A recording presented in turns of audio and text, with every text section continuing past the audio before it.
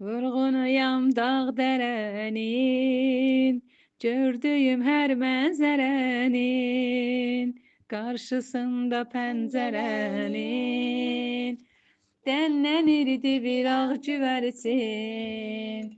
Əllərini uzatdıqca, xoş ünsiyyət yaratdıqca, su verdikcədən atdıqca, ey, şənlənirdi bir ağ güvərcin. Uçdu hara güvərcinim, bəxti qara güvərcinim.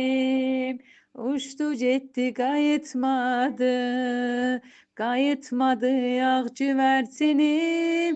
Ey çöllüm onu unutmadı, o çöllümü avutmadı.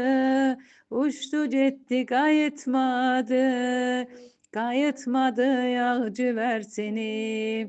Gözəlliyin harasında, gözlərinin qarasında, bulutların arasında, gizlənirdi bir ağ güvərcin. Uzaqdan atmasaydılar daş, gözlərində olardımı yaş?